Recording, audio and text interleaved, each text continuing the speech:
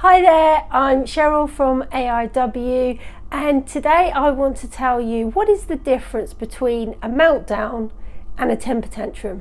Stay tuned and we'll find out.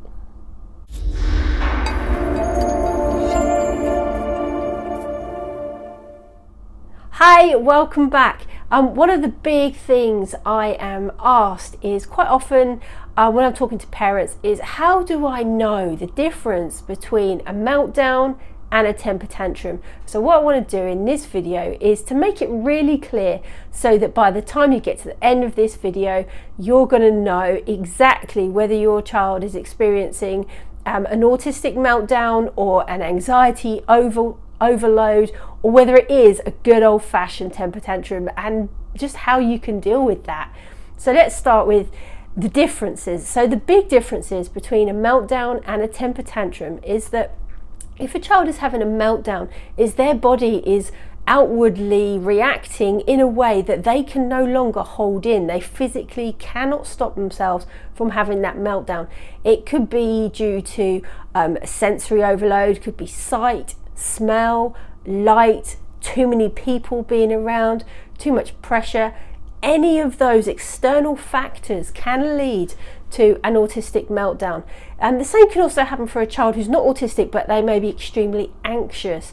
So this may happen if they've had a lot of demands placed on them at school, they've been in situations where they're not sure about, and suddenly all those feelings inside just bubble up and explode. Think of that Coke bottle that's just been shaken. There comes to a point where the lid just will not stay on. That is what a meltdown actually looks like. Now, the thing with a meltdown is it cannot be helped, but the way that somebody will behave with a meltdown is very different to a temper tantrum. So, for example, if a child is on full-on meltdown mode, they don't care that nobody is there watching. There's no audience. They don't care. That meltdown's going to happen whether you're there or whether there's 100 people there.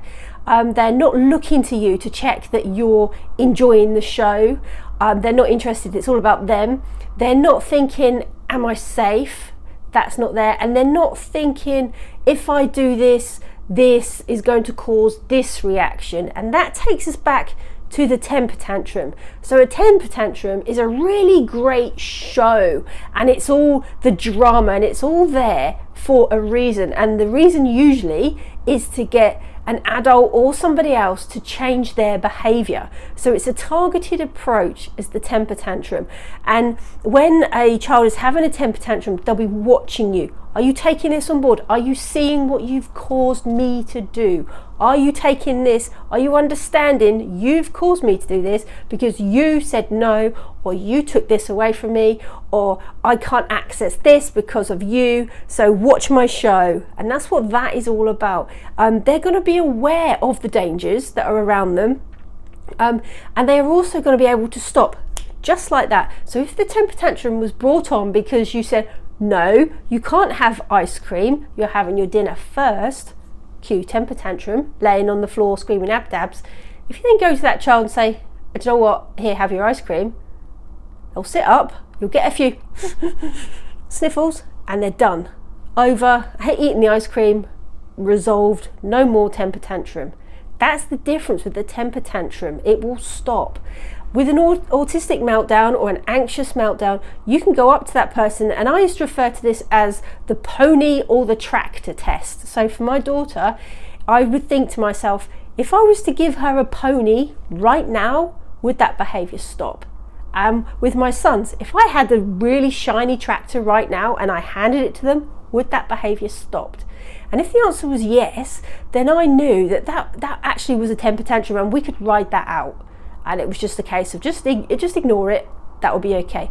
However, if I knew that all this screaming, all this shouting, all this distress, a pony's not going to stop it, me singing and dancing is not going to stop it, they were in meltdown mode. They'd hit crisis point and they needed support. The big difference after a meltdown is they then needed a good half an hour, sometimes longer, to just calm back down and to get their body back, because it is emotionally exhausting and draining. So that is the big, massive difference between a temper tantrum and a meltdown. And you should never ever punish an autistic meltdown or an anxious meltdown, because the child cannot help it. So it's no good saying, well, you're not having your iPad for this afternoon because you threw a hissy fit in the store and I was really embarrassed. You can't do that because they didn't mean it. They couldn't help it. However, if it was a screaming abdab over I want that sweet, or I want that particular thing, or you said no to me, then of course you can offer a consequence, because that's not okay to behave like that. One thing to bear in mind though is with autistic children, they can have a temper tantrum over the sweet, over the no ice cream, but that can then lead onto a meltdown.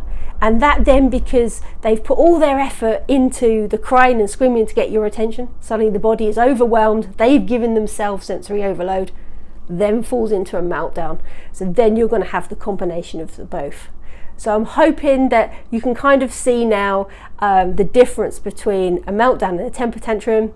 Try the pony test for yourself, or the tractor test. Let me know how you get on. I love to hear all your comments. If you're enjoying my content so far, please make sure you subscribe, hit the bell for notifications, and I'll see you next time. We're on this journey together. Parenting is not easy, but you don't need to be on your own. Take care till next time. Bye.